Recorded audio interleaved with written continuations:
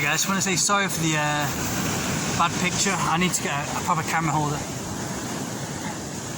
So yeah guys, sorry for the bad picture. Just I need to. You couldn't see me at all. So enjoying the story, you just have to listen to my voice and listen to the calming waves, because I was stupid enough to not put the camera in a weird angle. So sorry about that. But anyways, just listen to my voice and.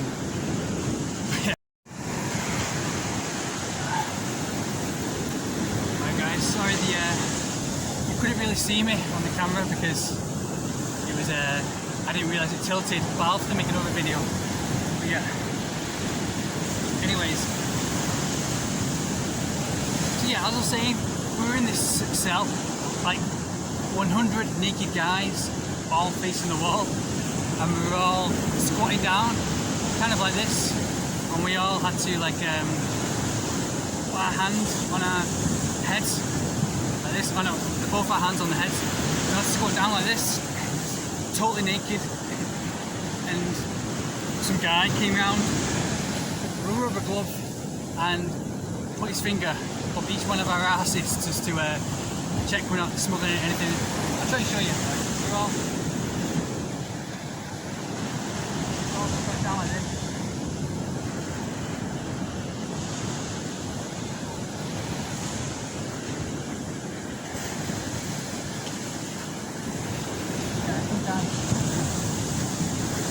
So yeah, we're all crouched down like that and just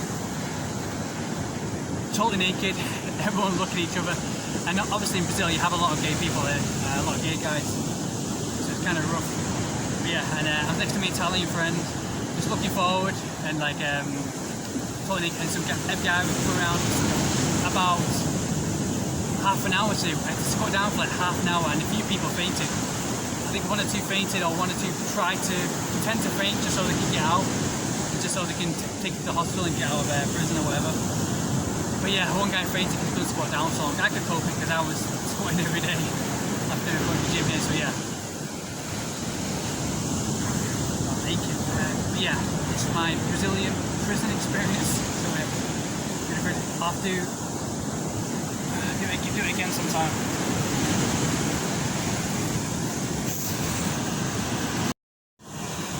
Finished training.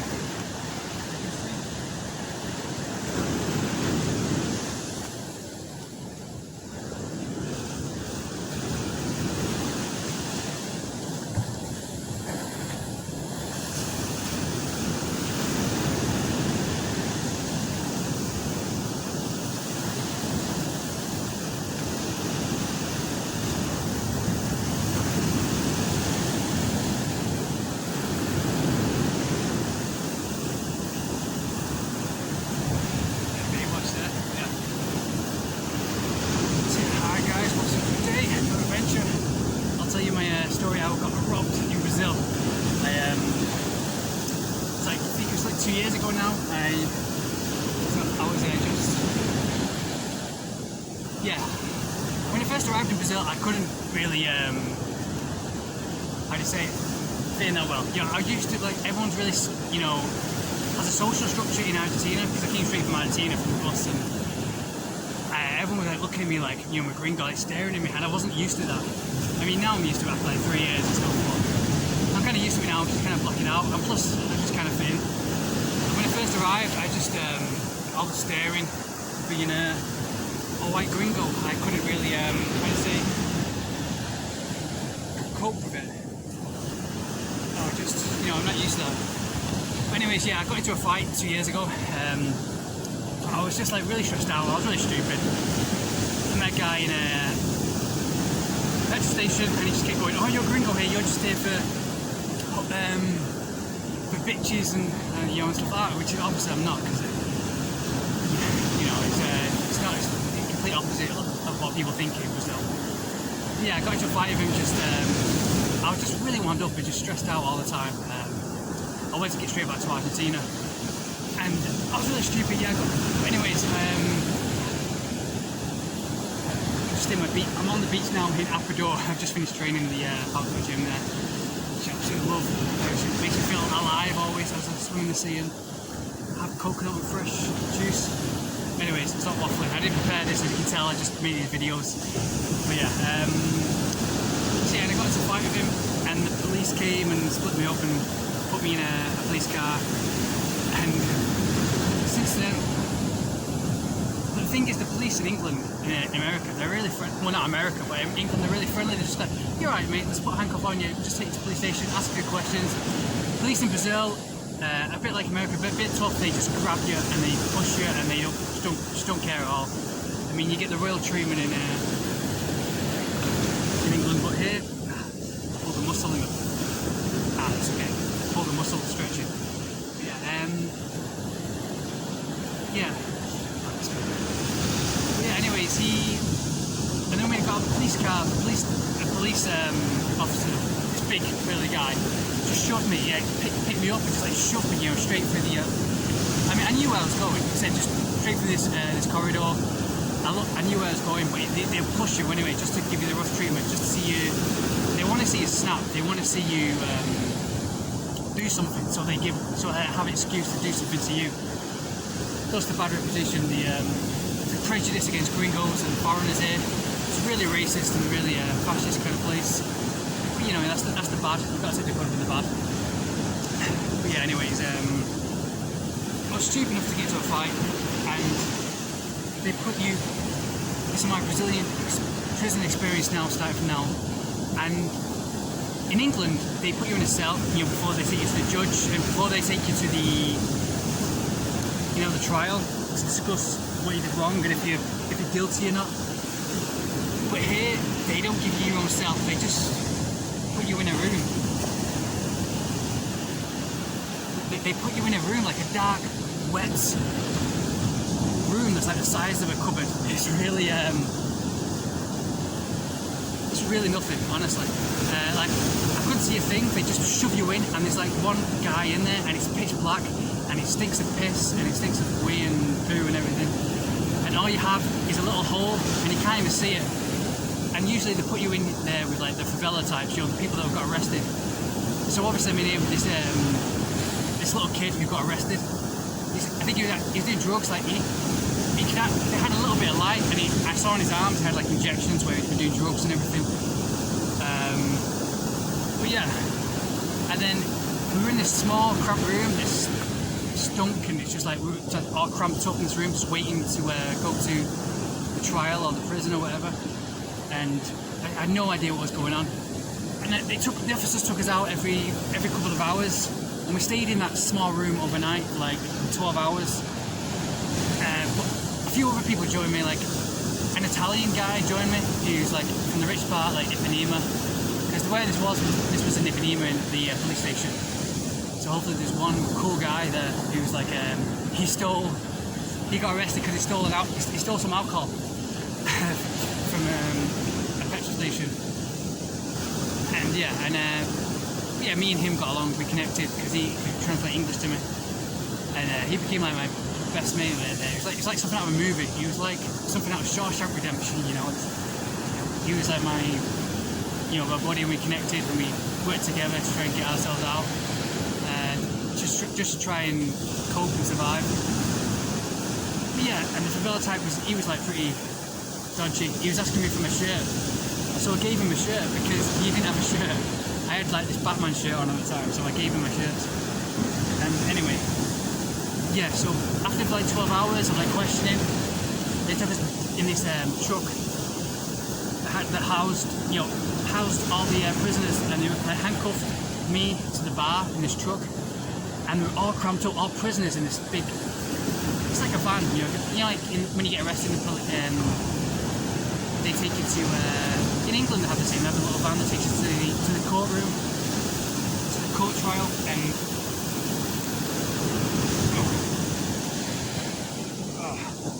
and then, stretching, there we go, I keep getting cramped, but yeah, they took us in this police van, and like, I remember I was like crouched down and like I had my wrist cuffed to this bar, and this guy was just sweating on me, like drips were just dripping on me, and like this guy was right up against me, he couldn't move at all, could hardly breathe. and it was just the worst experience. Like, honestly, American prison experiences and English prison experiences. Well, you know, before you go to prison, you know, the trial, you know, when you're in there for like 24 hours, really, really luxury compared to the Brazilian one. I mean, you get your own bed in England. I had my own, you know, you have your, like, well, not in bed, like a thin mattress and your own toilet and everything. And you're in a room with it, which is light. Because I got arrested in England and I was in the cell for like a few days before I went to trial. And obviously I'm not guilty. But yeah, and then this van took us to this prison, and at one point we were all, and then we had about, we moved to this big prison, and then all of a sudden I found myself in this big hall of like, I think about 60 prisoners, 60 to 100 prisoners, 100 prisoners, yeah, about 100 prisoners in this big hall, and all the police officers in the middle of this hall. He had us all line up against the outside wall. We were facing the wall, but I was right next to my Italian mate. And he just translated everything. And yeah, at one point the prisoner just said he spoke something in Portuguese, and then everyone just started stripping and taking off their clothes. And I realised what we do. We're going to get searched. We had to strip. And before you knew it, you were in a room with 100 naked prisoners all facing the wall, and we all had to be naked and crouch down, squat down like this. We all just squat down like this.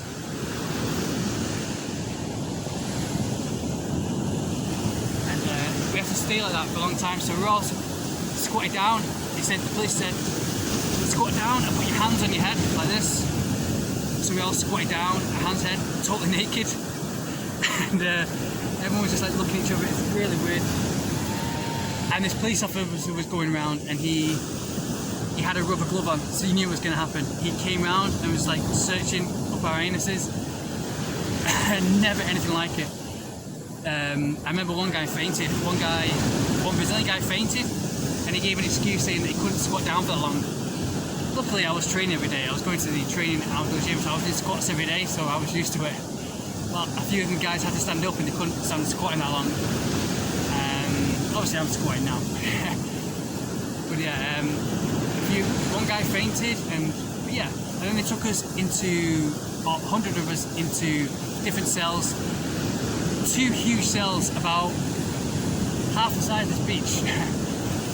No, about a quarter of the size of this beach. This beach is really small. It's only like, it's like 10 meters long and 10 meters wide cell. And then I went in another, and like 50 of us went in one, and the other 50 went in the other cell. And we were all joined there, and we were in this cell for like 2 days while they questioned us, and they worked out what they were going to do to us. They worked out whether we were going to be guilty or not. And yeah, it was such an experience. And I was there with a Brazilian mate, and I remember when I first arrived, the guy, everyone was shouting, screaming like Brazilians do, and they had, we had to take a shower. So there's a shower in this cell, in this big huge cell, bunk beds. It was like, you see in those American war movies, you see the bunk beds like Forrest Gump, where they house the military.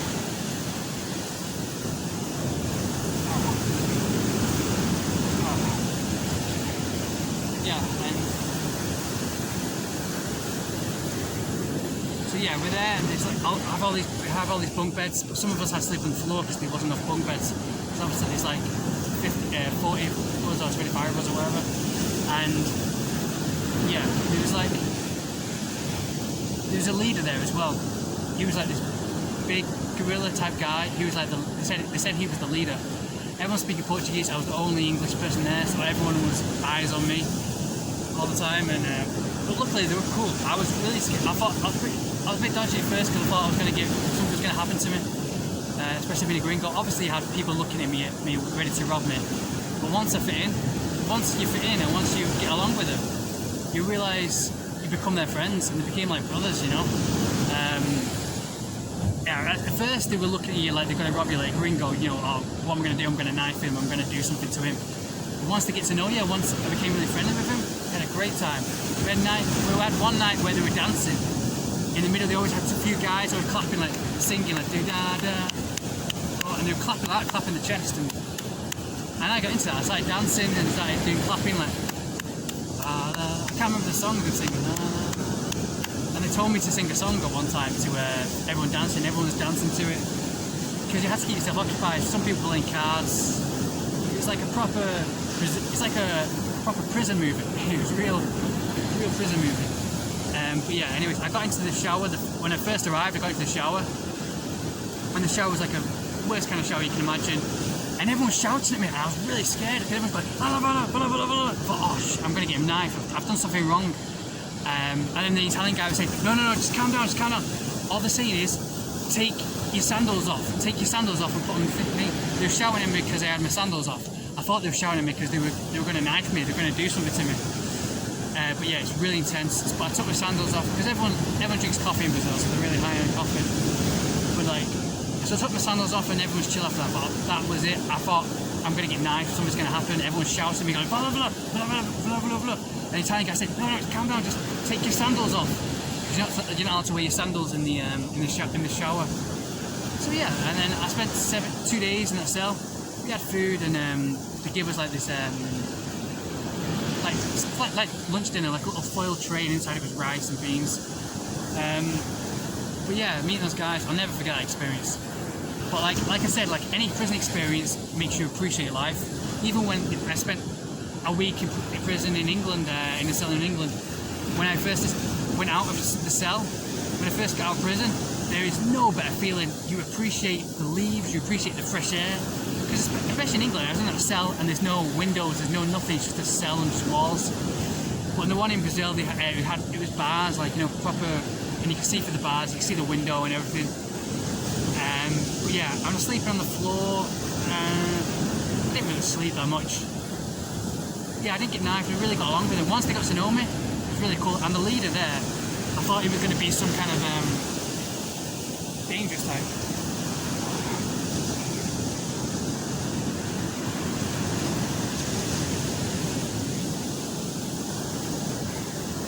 I thought he was going to be some kind of like dangerous, big kingpin type. He was like the leader that's always that's up in that cell, and he was really cool. The Italian guy said, "Oh no, he wants to speak to you.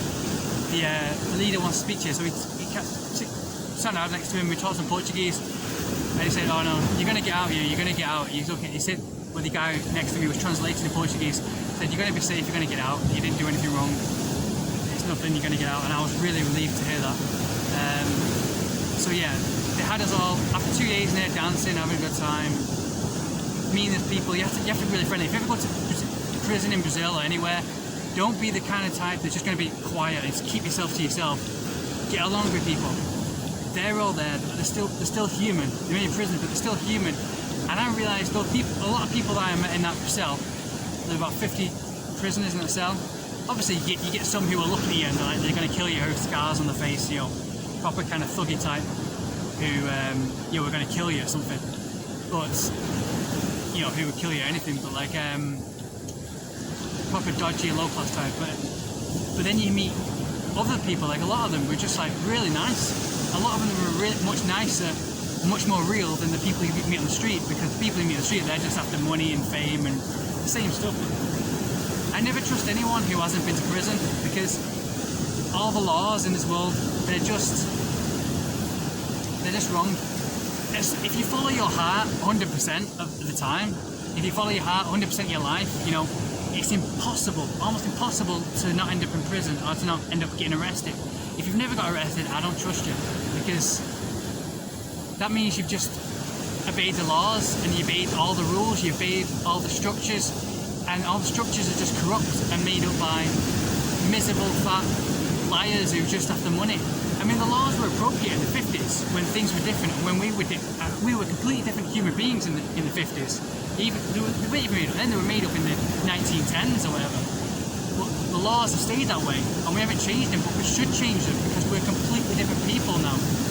And it's just retarded. Like, it's just so stupid.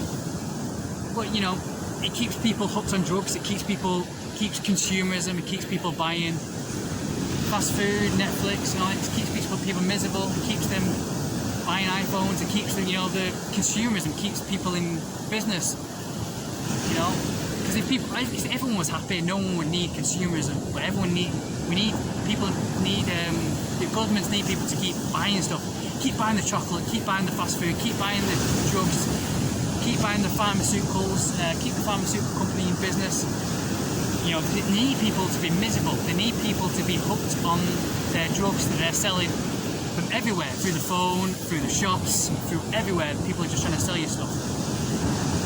And if you've never got arrested, I don't trust you, because that means you've never followed your heart 100% of the way.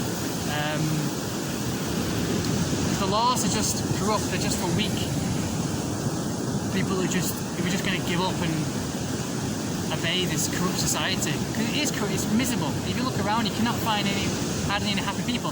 Obviously in Brazil you do find a lot of happy people who are smiling, because you have nature, and this is why I escaped it, because I had to escape England and what it's becoming. Everyone follows the laws and everyone doesn't follow their heart, their fire inside them. Everyone follows numbers and figures and laws, but you can't do that, because the law, we're not all robots, we're all biologically different, we all biologically have different dreams, and those dreams can't comply to a structure that's supposed to make us all consumerists and robots, and all the same life, born, get married, have a job, retire, do this, and then die miserable. You work your whole life, and then you just say, well, you're gonna have a few weeks free when you're 70 or whatever. Fuck off. And obey all the rules, never do anything outside of the rules, it's absolutely pathetic. It's and yeah, if you've never broke the law, then I just don't, you can't be trustworthy, because that's just, because you're so full of, the structure is just, the laws are just corrupt. It's only to make you miserable. Even when you're toddlers, when we're kids, we're really happy. We're so happy, we glow, we shine. But as we get older, you look around people, everyone's like, oh, don't speak to me, I'm miserable, I need to do my drugs, I need my drugs to, because they never broke the law, because they were never free. The law is just to keep people miserable, to keep people consumers, to buy all the stuff, to buy their drugs. But yeah, obviously I was found not guilty. They took me out of the cell after 2 days in that cell, and yeah, they had me, we went to this lawyer. They took us out one by names. They took us all in the line after 2 days there, and I was always with the Italian guy. Thank God, I was really cool. He could translate everything. And we went down to this other little cell where we were all housed up, and everyone's screaming, ready to get out. And in this little other cell, they took us out one by one to see the lawyer. And the lawyer was this woman from Sao Paulo, and I haven't met anyone from Sao Paulo yet. And she was what made me fall in love with Paulistas. Paulistas are so nice. She was just so nice, so angelic, this lawyer. And she made me want to get out in Rio to meet people in Sao Paulo. And anyway, she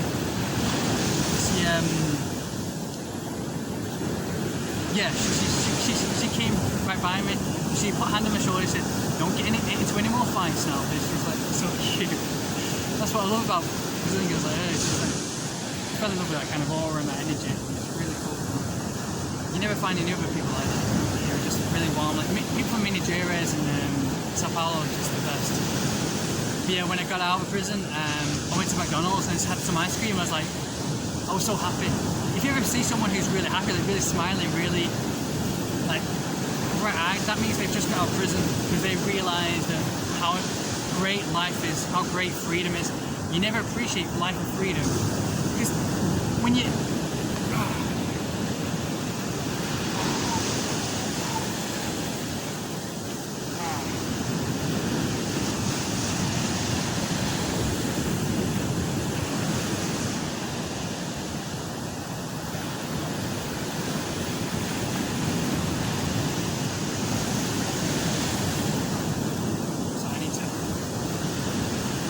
because I've not been squatting down for so long. But yeah, if you don't go to prison, you don't appreciate life, because you just get in the same structure, well, I've got to do this today, I've got to do that today, I've got to do this today, I've I've got to do this, I've got to do this, and, you know, and it just becomes OCD day after day, and eventually you stop appreciating life. You don't feel free. You're in your own prison, in your own little structure. You're in your own mind. I've got to do this, then I've got to do this, then I've got to do this, then I've got to do this, and you never just appreciate just the sand, just breathing, just being free, and just everything. And not having people sweat on you, not being cramped up, not being naked, squatting down, having someone put a finger up your ass. You appreciate just everything. And I went to McDonald's and I just tasted this ice cream. It was like, it tastes the best thing ever. Even though it was only 2 days, it's like 3 days overall. Same thing when I went to, I was in prison for like 2 weeks in England.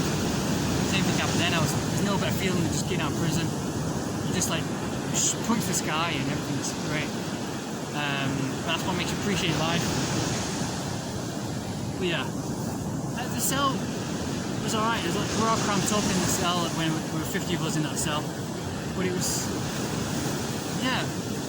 a great life experience, a great memory. It's like something out of a movie. With me and my Italian friend, we were working together trying to get out. Like me and him, like it was like that game, A Way Out. We were working together, like he was translating. He was like, "Okay, do this, just try and fit in," and I'll try and fit in. And I was like, "Hey, yeah, okay, I'll help you. If you ever need anything, I'll help you. If we're together." And we were together, but then we got along with people. So they'd go to prison, and you have to, in a crowded prison cell, just get along with everyone. Treat them as human beings as they would outside, because they don't want to be treated like a prisoner. You don't want to look at like, oh, this guy's lower than me. No, they don't want that. If you do that, then they will do something against you, because they'll think, this guy thinks he's better than me. I'm gonna do him. I'm gonna stab him when he's sleeping, whatever. No, treat them like they're human beings, because they are. Everyone, all the heroes I know are in prison or dead. Because the law is corrupt just for people to consume. But anyways, guys, that's my experience. So hopefully you can hear me. I'm not sure if you can hear me.